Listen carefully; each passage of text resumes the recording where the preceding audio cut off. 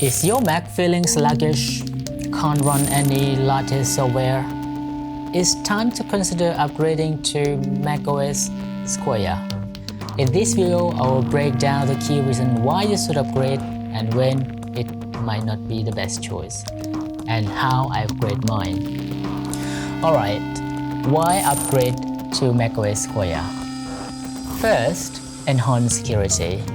macOS Sequoia comes with new security features to protect your data from emerging threats.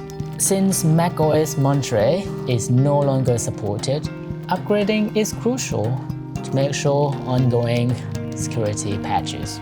Second, improved performance. Users have reported faster boot times and smoother overall performance with Sequoia. Optimizations in resource management lead to better battery life, particularly on M1 and M2 Macs. Third, compatibility with new software. Many apps and updates software are designed for Sequoia. Upgrading ensures that you can take full advantage of new update software and technologies.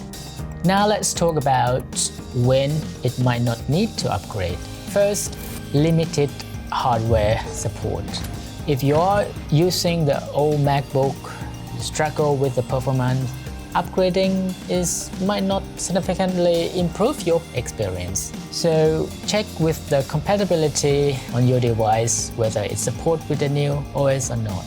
And second, I would say software dependencies. If you rely on with the older software that have not yet a support with the macOS Sequoia, then it's not the best time to upgrade, or wait until that software upgraded or find compatible alternative. Finally, it comes with the personal reference.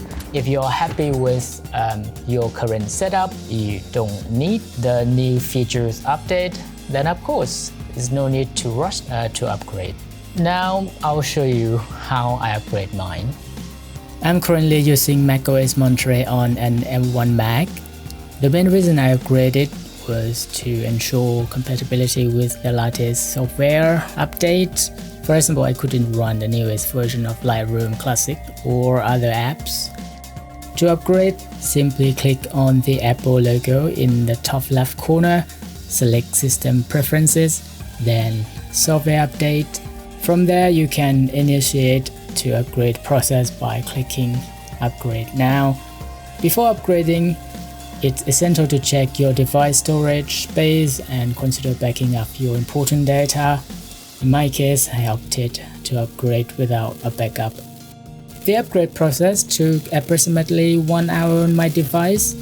Once the process is complete, you can start exploring the new features, which I also will cover in another video. So there you have it.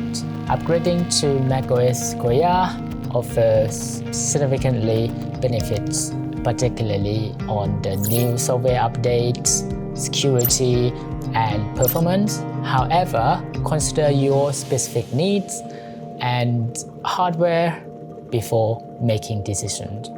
Thanks for watching.